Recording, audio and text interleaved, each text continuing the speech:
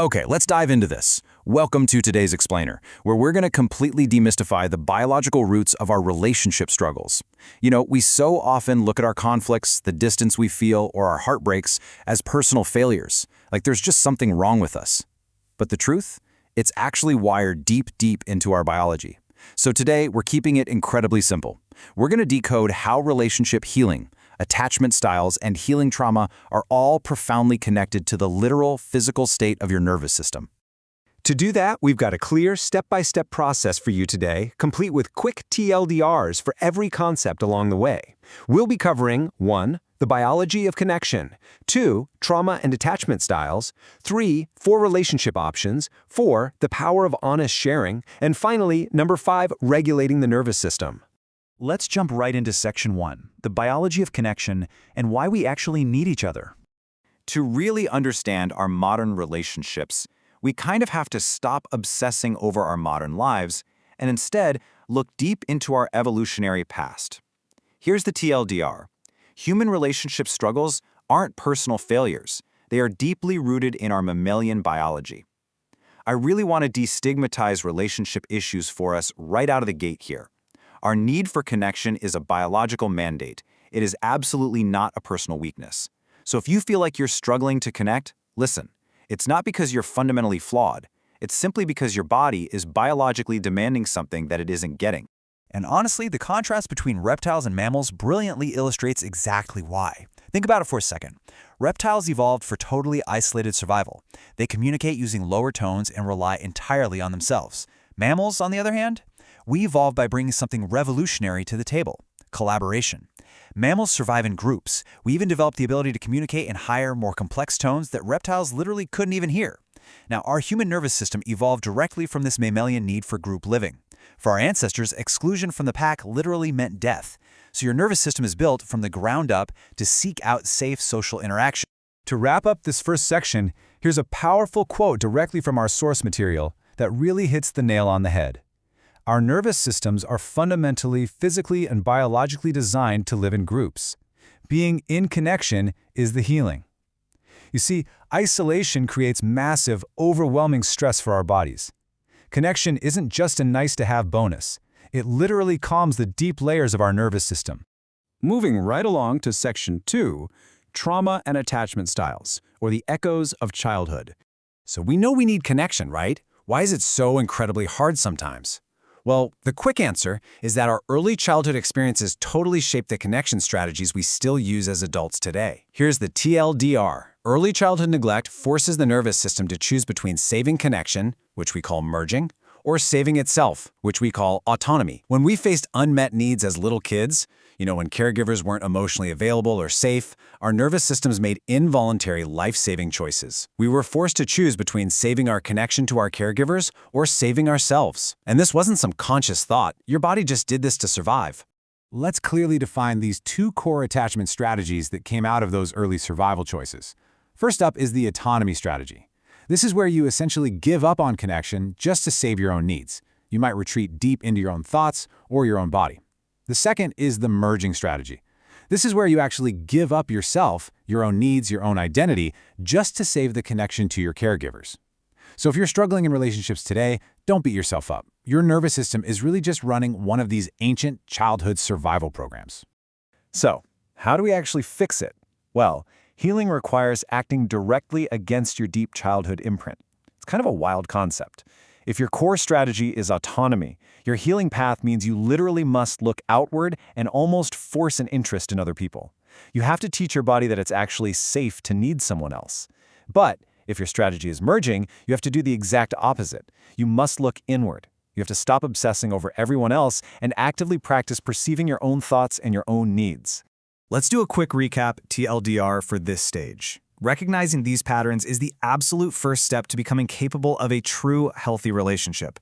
Remember, these survival strategies were totally unconscious choices, but in both strategies, a crucial part of you is kind of missing. Either your connection to others or your connection to yourself. Realizing this and then learning to communicate these specific deep needs is where adult relationships finally begin. Which brings us to Section 3, 4 relationship options and how we react. Now that we've got a handle on our childhood imprints, let's examine how they actually play out when we face conflict with our partners today. The bottom line is this TLDR. We have 4 ways to handle relationship conflict, but only one actually deepens the bond and heals trauma.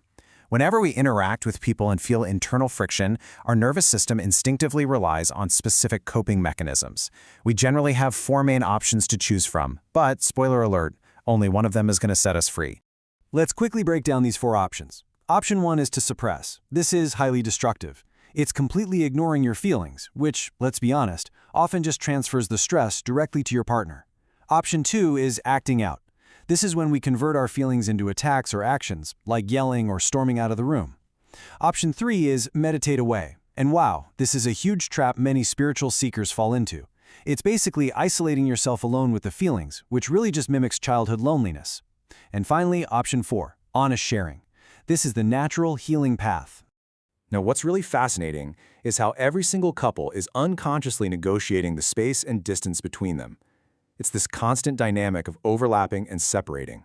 The distance a couple eventually settles on almost always matches the distortion in their nervous systems from childhood. It's literally a constant dance of closeness and distance. Which leads us to this incredible insight to close out Section 3. A relationship only begins after you've told yourself the truth on such a level, gone through the shock, and did not separate. I absolutely love this. It's a surprising realization, but true relationships only actually start after we drop our childhood masks, share the ugly truths, and realize, holy cow, connection can actually survive this. Let's move on to Section 4, the power of honest sharing, which really is the ultimate cure. So, how do we actually do this? It's time to get into the practical, actionable steps. Here's your TLDR. Honest sharing involves communicating current feelings without blame and doing it in a safe, structured environment. The core takeaway here is incredibly simple but profoundly life-changing. The key principle of this entire explainer is the act of sharing our deepest internal movements. Honest sharing means communicating exactly what you're feeling right here, right now, without a single drop of blame, in a totally safe space. Creating that neurobiologically safe container for communication is absolutely crucial. So here are the steps. Step 1. Set a specific, protected time with your partner. Step 2. Sit upright with a straight spine. Seriously, don't lie down for this. Stay present. Step 3. Remove all external distractions. That means no background music, no pets wandering around, and absolutely no public places like cafes. You need a space where your nervous system knows for a fact that it will not be interrupted. Once you are in that safe space, notice the immense difference in energy here. Helpful sharing always starts with the word I. I feel sad, or I feel lost. As soon as your sentence begins with you, like you made me sad, or it's your fault, you have completely left the healing level of honest communication. Boom, you've entered an energy war. It is not about the content or the story you're telling, it is purely about naming the emotion you feel in the present moment. Let's bring this section together with a recap TLDR. First, leave out external circumstances and stories about the past or the future.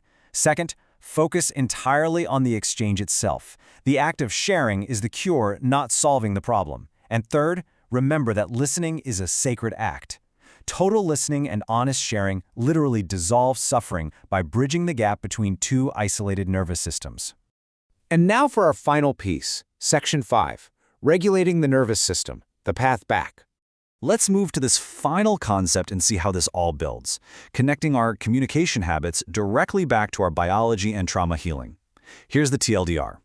Healing requires a linear journey back up the ladder of our body's defensive states. Listen, we cannot just mentally skip ahead to enlightenment or deep relaxation. It just doesn't work that way. If your body is trapped in a trauma response, it has to process its physical states in a very specific, linear order. Let me guide you through this biological continuum. If you're starting from a place of freeze or shutdown, where you feel limp, numb, or maybe depressed, you cannot jump straight to relaxation. First, you actually have to move through the fight or flight stage. This means safely experiencing and expressing the panic, the anger, and the kinetic energy that got trapped in your body during childhood. It's only after safely moving through that anger and fear that your body can finally, truly arrive at healing and relaxation, where social engagement and deep connection actually become possible. As we wrap up this explainer, I want to leave you with a profound recap TLDR question, directly from our source material. If you find yourself holding back in your relationships, ask yourself this: What would you say to the person sitting across from you if you had only 1 minute to live? Seriously, would it be a petty argument about the dishes, or would it be the absolute deepest truth of your heart? Let that question guide your sharing. Thank you so much for diving into this incredibly vital topic with me today. Start sharing, start listening, and watch your nervous system transform.